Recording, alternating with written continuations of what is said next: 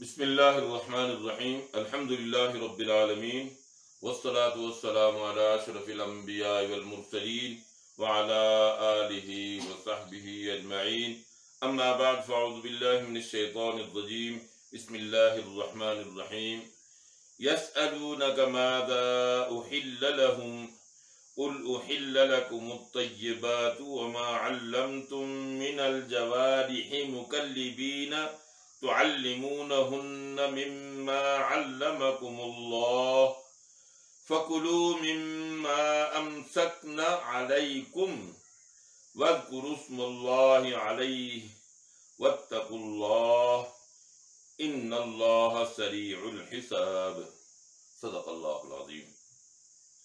آج ہم انشاءاللہ ذبیحہ اور اس کے احکامات کے بارے میں کچھ ذکر کریں گے۔ رب کائنات نے انسان کو پیدا کیا تو اس کے لیے خوراک اور ہر چیز کا انتظام کیا، چونکہ اللہ رب العالمین نے انسان کو وجہ تخلیق بنایا ہے۔ ساری دنیا کی چیزیں انسان کے مفاد کے لیے اللہ رب العالمین نے پیدا فرمائی۔ اب کون کون سی چیزیں کھانے میں حلال ہیں، کون کون سی حرام ہیں، اور حلال کرنے کا شرعی طریقہ کیا ہے، اس کے شرائط کیا ہیں، کس چیز سے ہم اس کو ذبح کریں، ذبح کرنے والے کی شرائط کیا ہیں، آلہ ذبح کیا ہونا چاہیے، اور مذبوحہ چیز جو ہے اس کی شرائط کیا ہے، یہ ساری چیزیں جو ہے اللہ نے اپنی شریعت میں ساری چیزیں تاجدار دو عالم صلی اللہ علیہ وسلم کی زبان مبارک سے بیان فرما دی۔ یہ جو آیت ہے وَيَسْأَلُونَكَ مَاذَا أُحِلَّ لَهُمْ، آپ سے سوال کرتے ہیں کہ کیا چیز حلال ہے ان کے لیے۔ قُلْ أُحِلَّ لَكُمُ الطَّيِّبَاتِ، ہر پاکیزہ چیز اللہ نے آپ کے لیے حلال کر۔ اب جو بھی ناپاک چیزیں ہیں اللہ نے اس سے منع فرمایا، اس لیے کہ مذبوحہ جانور وہ شرعی طور پر حلال ہونا چاہیے، وہ حرام نہیں ہونا چاہیے۔ جن چیزوں کی حرمت اللہ نے قرآن میں ذکر کر دی ہے، مثال کے طور پر خنزیر ہے اور باقی جتنی بھی اشیاء ہیں، یہ سبو جو ہے وہ درندے پھاڑنے والے، ان کو اللہ نے حرام قرار دے دیا۔ اور آج بھی طب یہ ثابت کرتی ہے کہ یہ جو کچھ بھی کرو یہ انسانی صحت کے لیے نقصان دہ ہے۔ اور جو حلال جانور اللہ رب العالمین نے حلال قرار دیے، مثال کے طور پر 8 اقسام جو ہے اللہ رب العالمین نے قرآن میں ذکر کر دیے، وَمِنَ الْإِبِلِ اثْنَيْنِ وَمِنَ الْبَقَرِ اثْنَيْنِ، اونٹ جو ہے مذکر مؤنث ہے، گائے مذکر مؤنث ہے، اور بھیڑ بکری من الماعز اثنین ومن الضأن اثنین۔ تو مطلب یہ ہے کہ یہ 8 چیزیں اللہ رب العالمین، اور باقی اشیاء بھی اس کے ماتحت ساری چیزیں آ جائیں گی کہ جو اللہ رب العالمین نے حلال قرار دی ہیں مسلمانوں کے لیے۔ تو بہرحال یہ ہے کہ یعنی ذبیحہ کے حلال ہونے کے لیے 3 شرطیں ہیں، 4 بھی ہیں لیکن عمومی طور پر 3 شرطیں ذکر کی جاتی ہیں کہ جو جانور ذبح کیا جا رہا ہے وہ شرعی طور پر حلال ہو۔ حلال جانور سے جب اللہ نے ان کو ناپاک قرار دیا تو ناپاک وہ انسان کی صحت کے لیے نقصان دہ ہے۔ اور دوسری شرط یہ ہے کہ جس جانور کو ذبح کیا جائے اس پر غیر اللہ کا نام نہیں، وما اہل بہ لغیر اللہ، جو اللہ کی سوا غیر کے نام پر ذبح کیا جائے، جب تکبیر کہو اور وہ غیر کے نام پر پکارا جائے تو وہ بھی حرام ہے۔ جس طرح خنزیر اور مردار حرام ہے اس طرح یہ بھی حرام ہے۔ اور تیسرا یہ ہے کہ وہ جانور جو ذبح کیا گیا ہے وہ شرعی طریقے سے ذبح کیا گیا، اور چوتھی یہ ہے کہ اس پر وَاذْكُرُوا اسْمَ اللَّهِ عَلَيْهِ، اور نام اس پر ذکر کریں. بغیر اللہ کے نام کے اگر ذبح کیا گیا، ہاں اگر بھول گیا ہے تو پھر تو کوئی بات نہیں ہے، لیکن اگر اس پر فَكُلُوا مِمَّا ذُكِرَ اسْمُ اللَّهِ عَلَيْهِ، آپ کھائیں اس چیز کو جس پر اللہ کا نام ذکر کیا گیا ہے، اور جس پر اللہ کا نام ذکر نہ ہو اسے کھانا شرعی طور پر جائز نہیں ہے. لہذا اللہ کا نام یہ واجب ہے یا سنن طریقہ یہ، لیکن سب ائمہ متفق ہیں کہ یعنی اس کو ذبح کرتے وقت اللہ کا نام لیا جائے. البتہ وہ لفظ کیا ہونے چاہیے، وہ لفظ کیا ہونے چاہیے؟ عام طور پر یہ ہے کہ بسم اللہ اللہ اکبر اور بسم اللہ واللہ اکبر، یہ بھی جائز ہے. واو کو اگر زیادہ کرو گے تو یہ بہتر، لیکن بسم اللہ اللہ اکبر اور بسم اللہ واللہ اکبر یہ دونوں جائز ہیں طریقے. اور یہ جو شرعی طور پر ذبح کرنے کے لیے بہت چیزیں ہیں جس کا ذکر کرنا ضروری ہے. ایک تو یہ ہے کہ زکوٰۃ، زکوٰۃ کسے کہتے ہیں؟ زکوٰۃ کیسے؟ پاکیزہ کو لغوی طور پر یعنی پاکیزہ کرنے کو کہا جاتا ہے. اور جب جانور ذبح کیا جاتا ہے تو اس کا جسم جو ہے وہ جو خون فاسد ہے وہ نکل جاتا ہے تو وہ پاک بن جاتا ہے، پاکیزہ بن جاتا ہے. اب یاد رکھنے کہ زکوٰۃ کا طریقہ کیا ہے، کیسے ذبح کرنا چاہیے. ایک تو یہ ہے کہ آلائے ذبح ہونا چاہیے، ایک شرط یہ بھی ہے آلائے ذبح ہو. آلائے ذبح کیا چیز ہے؟ ہر تیز دھار، دو دھاری چیز تیز دھار ہو جس سے وہ ذبح ہو سکے. عرف عام میں ہمارے ہاں چھری ہے، اس کے علاوہ بھی اگر کوئی ایسی چیز ہے، پتھر تیز ہے، اس کے ساتھ بھی ذبح کیا جا سکتا ہے. آلائے ذبح ہو. آلائے ذبح کیا چیز ہے؟ ہر تیز دھار، دو دھاری چیز تیز دھار ہو جس سے وہ ذبح ہو سکے. عرف عام میں ہمارے ہاں چھری ہے، اس کے علاوہ بھی اگر کوئی ایسی چیز ہے، پتھر تیز ہے، اس کے ساتھ بھی ذبح کیا جا سکتا ہے. یہ شیشہ ہے یا کوئی لوہے کی چیز ہے، تانبے کی چیز ہے، سونے کی چیز ہے، لکڑی ایسی تیز انداز میں ہے کہ جس کو وہ ذبح کر سکے تو اس کے ساتھ. البتہ یہ ہے کہ تین چیزوں سے منع کیا گیا. ایک تو عرب لوگ جو ہے نا، وہ افریقی لوگ ناخن بڑے رکھتے تھے، ناخن کے ساتھ ذبح کرتے تھے. ناخن سے منع کیا گیا ہے کہ ناخن کے ساتھ ذبح نہ کرو. دانت جو ہے یہ دانت اس کے ساتھ بھی ذبح نہ کرو.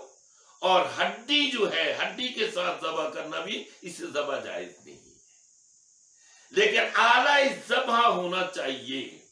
ہمارے یہاں پتہ نہیں کیوں مشہور ہے ہماری اس طرح کہ جس چھری کے اندر دو سوراخ نہ ہو، آپ نے عام طور پر سنا ہوگا کہ جس چھری کے اندر دو سوراخ نہ ہو اسے نہیں، بھائی اس کا کوئی تعلق نہیں ہے. صرف ایسی چیز ہونی چاہیے کہ جو اس کے گلے کو کاٹ ڈالے. لہذا ہر وہ چیز جس سے اس کا یعنی گلا کٹ سکتا ہے وہ جائز ہے، اس کے ساتھ ذبح کرنا جائز ہے. البتہ ذبح میں کیا چیز ہے کہ چار رگیں جو ہیں، ایک نخرا ہے یہ جو سانس کی نالی ہے، ایک ہے خوراک کی نالی، اور یہ دو رگیں جو شہ رگیں ہیں سائڈ میں، یہ چار جو ہے کٹنی چاہیے. جب یا کٹ جائیں گی یہ ساری کی ساری تو یہ خون سارے کا سارا نکل جائے گا اور وہ پاکیزہ بن جائے گا. البتہ یہ ہے کہ اگر تین رگیں کٹ گئی ہیں इमाम मालिक रहमतुल्लाह अलैह फरमाते एक रग भी रह गई तो वो जायज नहीं होगा। लेकिन अहनाफ ये कहते हैं अगर 2 रगें कट गई हैं, 3 रगें कट गई हैं और एक रह गई है शायद वाली, तो उसमें फर्क नहीं पड़ता, वो जायज है। लेकिन उमूमी ये है कि 4 रगें जो है वो काटी जानी चाहिए। अब सुन्नत तरीका क्या है? हदीस में आता है ताजदार दो आलम सल्लल्लाहु अलैहि वसल्लम ने एक शख्स को देखा कि वो बकरी को यानी गिराए हुए था और फिर छुरी भी तेज कर रहा था, और वो बकरी जो है वो जानवर मजबूआ वो उसको आंखों से देख रहा था। हुजूर सल्लल्लाहु अलैहि वसल्लम ने फरमाया कि तुम इसको दुगनी तकलीफ दे रही हो, ज़बा करो, ये शरई तौर पर जायज है, लेकिन ज़बा में उसको राहत दो, उसको तकलीफ ना दो। उसके सामने अगर छुरी ज़बा करोगे, छुरी तेज करोगे तो उसको अजियत होगी। बल्कि कहते हैं कि एक बहुत बड़ा रेवड़ था, वहां लोग ज़बा कर रहे थे, ज़बा करते करते एक आदमी चला गया, तो बाद में उसकी छुरी गुम हो गई। तो देखा कि पूछा कहां गई है, तो पूछा गया तो उन्होंने कहा कि ये बकरी जो है इसने अपने मुंह में डालकर जो है वो उसको खूह के अंदर डाल दिया, कुएं के अंदर डाल दिया। तो बहरहाल ये है कि इसको मना किया गया है कि आप ऐसी अंदाज में जो है छुरी तेज ना हो, या ये है कि अभी जिस्म से जान ना निकली हो और आप उसकी चमड़ी निकालना शुरू कर दें, या ये है कि यानी उसकी गर्दन को यानी वो गर्दन जो है वो तोड़ दी जाए। भाई गर्दन तोड़ने से भी ममनू है ये चीज जो है वो, चूंकि खून दमे मसफू पूरी तरह नहीं निकलता, इसका ताल्लुक माँ बाप माँ जिस्म से खत्म हो जाता है। तो इसको कहा कि आप जानवर को ज़बह करके तो छोड़ दें, हाथा कि उसकी जब जान निकल जाए तो फिर उसके बाद जो है उसको आप काटे, जो कुछ मर्जी करें। लेकिन अभी जिंदा हो तो आप उसको काट रहे हो। मुर्गियां जो है वो ज़बह करते हैं, फौरन जो है उधर से ज़बह की उधर से उसको यानी चमड़ी उतारना शुरू कर देते हैं। नहीं भाई, दुगनी उसको तकलीफ है। लिहाजा जो मजबूहा चीज है उसको राहत देनी चाहिए, आराम देना चाहिए। जो आपके बस में ये चीजें हलाल है, आप इनको ज़बह करें, लेकिन ज़बह से अच्छे तरीके से करें। उसको इतना जोर से गिराए कि वो जख्मी हो जाए, आराम से उसे यानी गिराए। और फिर मसनून तरीका क्या है कि किबले की तरफ रुख करके जो है, ये लाजम नहीं है, किबले के बगैर भी ज़बह हो सकता है, लेकिन मसनून तरीका ये है कि किबले की तरफ रुख करके उसको ज़बह किया जाए। और जो ज़बह करने वाला है वो मुसलमान होना चाहिए। ज़ाबिह के लिए भी शर्त है कि जो ज़बह करने वाला है वो मुसलमान हो, काफिर हो या मुर्तद हो, उसका हराम है। अलबत्ता अहले किताब के लिए ये है कि अहले किताब अगर ज़बह करते हैं तो वो आपके लिए जवाज मौजूद है। लेकिन बहरहाल ये है कि उसमें इख्तिलाफ है कि आजकल अहले किताब का इतलाक इन पर होता है या नहीं है। तो बहरहाल ये है कि जो चीज ज़बह की गई हो उसको सहूलत दी जाए और बिस्मिल्लाह पढ़कर अच्छे तरीके से उसे जो है अल्लाह का नाम लेकर ज़बह किया जाए। कुन छुरी ना हो, तेज छुरी हो ताकि उसे तकलीफ ना हो, राहत हो। और एक है हलाल जानवर, बकरी है, गाय है, भैंस है या दूसरा तीसरा है। भैंस का जिमन चूंकि कुरान में इसका जिक्र नहीं आता तो भैंस भी इस गाय के जिमन में हलाल है। बाकी जो जानवर है ये लंबी बहस है कि कौन कौन से जानवर जो है वो हलाल हैं और कौन कौन से हराम हैं, और परिंदों में कौन कौन से हलाल हैं, परिंदों में कौन कौन से हराम हैं, और जानवर में कौन कौन से कुचली वाले हराम हैं। या बहरहाल ये लंबी बात है, लेकिन ये ध्यान में रख लें कि जो हलाल जानवर है, बकरी है या कोई और चीज है, 7 चीजें उसमें हराम हैं। जो मजबूहा जानवर है, जो ज़बह किया हुआ जानवर है, उसमें 7 चीजें जो है वो फुकहा ने इसको हराम करार दिया है। एक तो ये है कि जो दमे मसूह है, ये जो खून ज़बह के वक्त खून निकलता है, ये खून हराम है। दूसरा ये है कि जो शर्मगाह है, 7 चीजें उसमें हराम हैं। जो मजबूहा जानवर है, जो ज़बह किया हुआ जानवर है, उसमें 7 चीजें जो है वो फुकहा ने इसको हराम करार दिया है। एक तो ये है कि जो दमे मसूह है, ये जो खून ज़बह के वक्त खून निकलता है, ये खून हराम है। दूसरा ये है कि जो शर्मगाह है मुज़क्कर की, वो भी हराम है। इसी तरह मुअन्नस की शर्मगाह वो भी हराम है। और ये जो खसिये हैं नर के मुज़क्कर के, ये भी हराम है। हालांकि हमारे यहाँ कबूरे ये अक्सर लोग खाते हैं, हालांकि हराम है, बिल्कुल मना है, मना किया गया है, लेकिन लोगों को इसका एहसास ही नहीं है। नहीं भाई, शरई तौर पर ये हराम करार दिए गए हैं। और मसाना ये भी हराम है। और उसके बाद जो है वो गुदूद, ये भी चीजें हैं, गुदूद जो है वो भी हराम है। और पित्ता भी हराम है। यानी हलाल जानवरों में 7 चीजें ऐसी हैं जो हराम हैं, इनका इस्तेमाल करना जायज नहीं है। तो बहरहाल ये है कि अल्लाह ने अलबत्ता यह है ये शिकार के बारे में है कि जो शिकार जानवर कुत्ता है या बाकी और जो जानवर है, मिम्मा अल्लमकुमुल्लाह मुकल्लिबीना, वो किलाब कुत्ते, मिम्मा अल्लमकुमुल्लाह, जिसको अल्लाह ने सिखाया शिकार करने के लिए।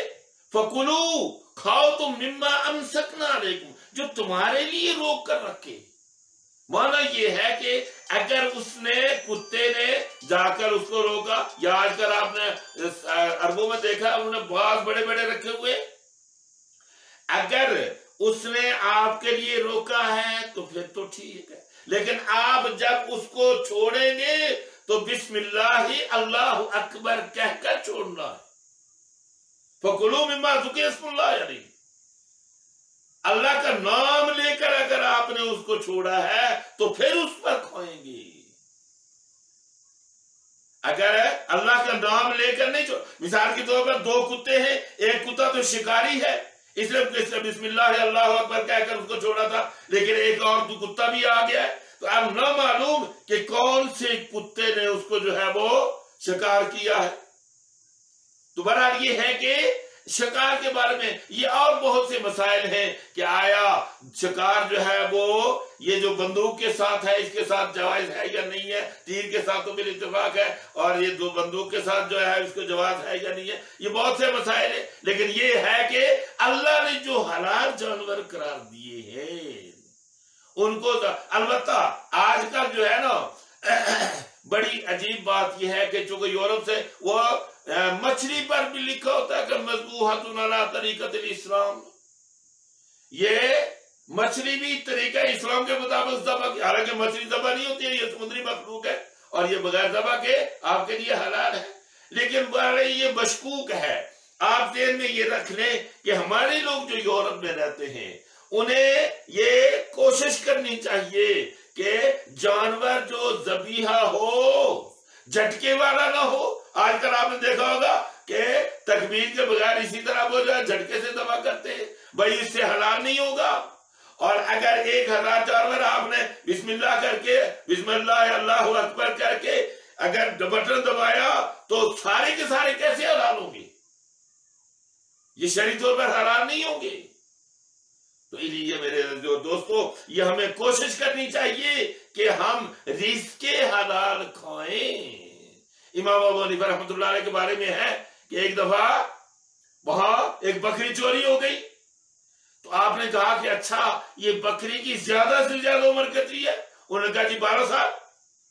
12 साल तक उन्होंने बकरी का गोश्त नहीं खाया कि कहीं ऐसा ना हो کہ وہ بکری جو کسی نے چوری کر کے لائی وہ حرام جو ہے وہ آ کر ذبح کر کے تو اس تقسیم کر دے تو حرام آ جائے. تو بہرحال یہ ہے کہ ہمیں یہ کوشش کرنی چاہیے کہ رزق حلال کھائیں، خود بھی کھائیں، اپنی اولاد کو بھی کھلائیں، اور وہ یعنی جانور جو علی طریقتی مذہب الاسلام ذبح کیے گئے ہوں اس کو ہمیں استعمال کریں. اللہ پاک ہمیں عمل کی